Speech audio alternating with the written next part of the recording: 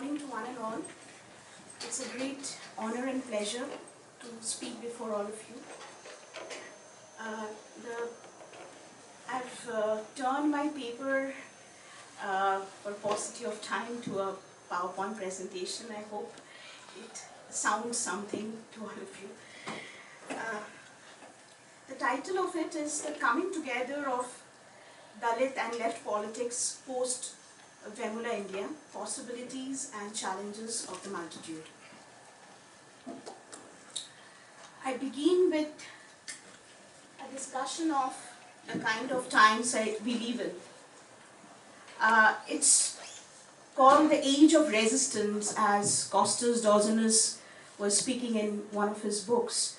And what is this Age of Resistance all about? We find that all across the world, like my other people who were saying before me were talking about, we had an expression of democratic uprising starting in 2011 with Occupy Wall Street movements, to Anna Hazare movement, to our parts. We can definitely contest whether it's what kind of an uprising it was, but definitely a democratic dissent against the models of representation. And with that, what we find is that a new vibrancy of collectivity is rising, which is re-signifying not only the demos but also the notion of collectivity. Now, coming to our Indian horizon, would like to see what kind of reality we face. Definitely the resonance of the transnational temper we have is bound to have its ripples in Global South as well. But the realities of the Global South are definitely different. We are a product of myriad influences, internal fault lines. There are complex dynamics of power relations that shape our contemporary times, with the micro-histories which are very much embedded in our day-to-day life. So, but even in this, we find that there have been various immanent voices of protest, starting from Anna Hazare Move campaign to the Nirbhaya case, and not only in the public domain, but in the digital life, we are always bombarded with these kinds of expressions. And we would like to see that how these expressions are always in the process of contesting the notion of democracy, and also how in the process the progressive impact is being felt. Now, people speaking before me have already spoken about the kind of democratic deficit we face, and I think yesterday also we were at large discussing about it. The kind of democracy in India, despite its lofty ideals in its constitutional fabric, is largely captive to the sectarian interest of secular parties. Professor Debarati has spoken and also written at length about it. So I am just touching those issues. But how the sectarian interests of Indian democracy have actually eroded any kind of progressive practices, democratic practices, especially the caste issues, the social seclusions, the lack of social justice, which has only become a part of politics of recognition without any economic distribution, which I reminded of Nancy Fraser's part. That until and unless those things happen, we cannot have any kind of emancipatory discussion, ideas coming into the forum. In the post-liberalization scenario, the condition, I think, has become a little more paradoxical, because we have a case, even within the, let's say within the Dalit, there has been rising inequality. We have an urban section of the Dalits, whereas the poorest of poor living in the villages might not get those benefits of affirmative action also. So that is pretty much debated. So these identity, and what we find that more and more this rising inequality paradoxically pushes the identity issues more into the forefront. They get eventually entrenched into the system, and then later on ghettoized. So what instead we find is a dwindling spaces of progressive politics, which is more and more subsumed by a techno-managerial ethos of governance in contemporary India.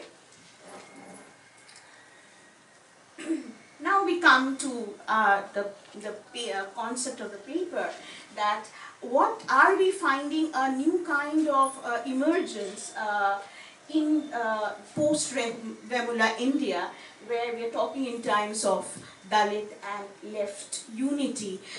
Is it a project of utopia, or does it have more ground reality to it?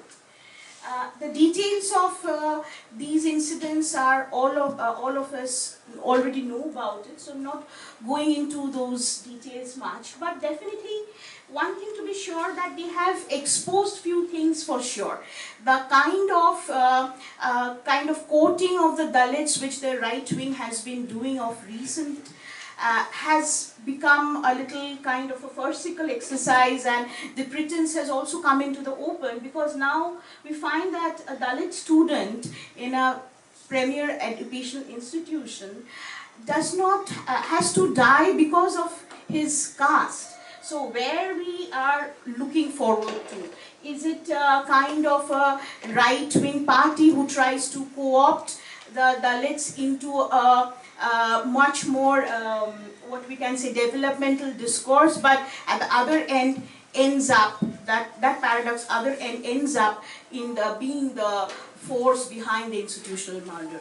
So these have actually provoked months of discussions, debates in the public forum, in the online digital life as well. So a kind of what we understand a re-emergence of these crucial issues have come into the forefront. I think these two campuses have done a very interesting thing, but there is a slight twist with that quotation. I understand, all of us understand it, that what Zizek talks about is not a time to change philosophers are not trying to interpret the world, they're changing it, and there are various ways of how we are interpreting that. So the question is that how we map these kinds of resonance. People have alluded this resonance to the significant 1968 student protest struggles in Italy and France. What kind of shifts at all these kinds of protests do in understanding contemporary India, which is already reeling under a deep wedge between the social and the political, and what are they actually carving out a possible language of affinity as has been spoken about. So these things needs to be tested on practical grounds. And we do it through a theoretical lens, definitely, but that theoretical lens again has to be embedded in a living praxis. I would take the help of Michael Hard and Tony Negri's idea of multitude into this context. People have talked about that this coming together, this synergy that is created is very synonymous to kind of multitude. Now what, here we are talking about Michael Hard and Antonio Negri's 2004 publication, Multitude. The basic components of that with multitude, they frame is that as a creative common, as a creative potential which is inherent in any human sociality. So, and the interesting part is that they link the project of multitude, which they call absolute democracy, to the idea of love, how it is a productive movement of love which goes on to expand the notion of democracy. Now, there has been a lot of contest to these viewpoints. Before we are not in the position to go in detail on that, but I'll just touch on a few things. What has happened is that especially in the Latin American countries, we find that, as my other people have also referred to, is that there has been a non-hegemonic, what they understand, if we locate this model of multitude in a contemporary field, that it opens up a kind of a practice of movement and democracy in a non-hegemonic way. So, and with the model of affinity. What is this? As Richard Day has referred to it as a shifting constellation of relationships which are non-hierarchical. It's a kind of a direct democracy which is much more horizontal. Direct action-based politics which are hinged on political love and affinity. Richard Day being very much influenced by this notion of multitude which they employ as a whole.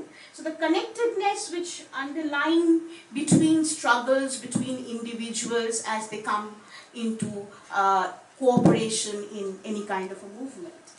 So, and then we finally, try to see that how is it grafting a new language of solidarity without hegemonic resonance. Now, there is another, while discussing this, there is another interesting turn that we have to look at it, the ontological register behind their understanding of love. What it has come from.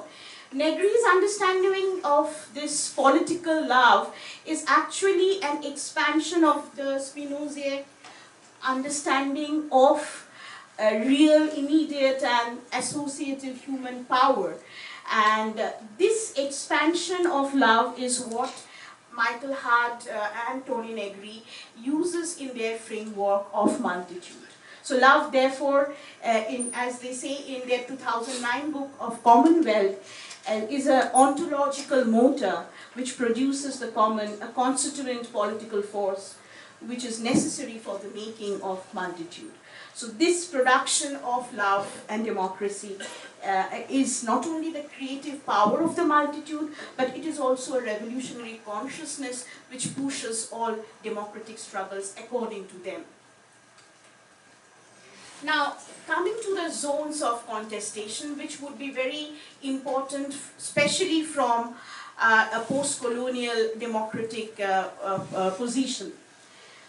This understanding of pure love in a democratic setup, we understand is that it's much more operational in a smooth space, but not in a space where we are already having contested hierarchies, deep divisions in society.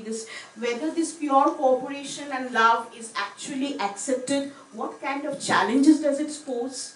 The politics of location becomes very important, therefore. How affect or love becomes mediated through the power relations and hierarchy.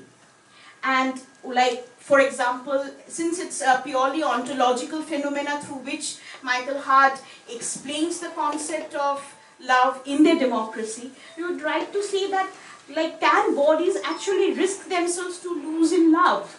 Like, whether our subject positions, our histories determine whether we can embrace the other in a loving fashion. So these are very important. At the same time, like, Hart and Negri are a little skeptical about identity politics as a whole, because they find it as a interesting term, wounded attachment. But can we actually ignore these things with people, especially like in India, we have Dalits who had been who had gone through systematic violence and has been going through all that exclusion even today. So is it a grand utopian narrative of joy and love which alienates all other effective registers, because it's only focusing on joy and love, but not on other kind of registers as well. So in order to understand it, we have to locate that the different cartographies of power which are important here has to take shape. So antagonism definitely is the key word. Antagonism is definitely a key word here to look for. So with that, we come to what the problem areas or fault lines are. Now, again, here since we know the facts, I'm rushing through it. So, what are the kind of relationship between Dalit activism and the traditional left has always been uneasy. when the Dalits have started their entry into parliamentary politics. And especially what are the daunting challenges before the left? They have been unable to accept the issues of Dalits and the Adivasis caught in a state of atrophia. Sometimes their political programs have not been appropriate to the Indian conditions. Even in their own democratic setups, they have not been able to address caste issues as a whole. So the kind of caste or class kind of alliance, if we are actually thinking about to bring a solidarity, is very hard to achieve until and unless these things are internally contested, internally realized by them. Interesting work, late Praful Vidwai's The Phoenix Movement Challenges Confronting Indian Left, actually points out to these lacunae as a whole. So we are coming with a few questions here, that these kinds of framework that we find in the global hemisphere, with which we are constantly in dialogue because we are not disconnected as a whole. So these kinds of affinity framework, do they sound too utopian in our times? And at the same time, how they are trying to be appropriated, these constituent power of the multitude, how often they become appropriated by the state, and it only remains a kind of a political opportune moment.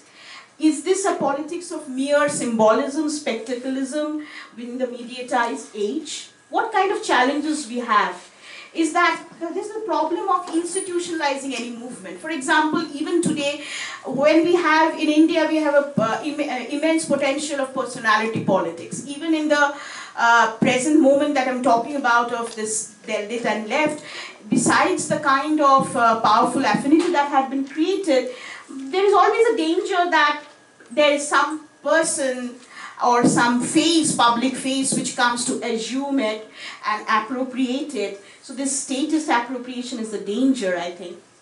But there are definitely new horizons to look forward, and one great part would be the Unna movement, where in the Dalit and the left issues have been jointly, I think, referred to, addressed to, because they're not talking in terms of mere empowerment or politics of recognition or mere victimization.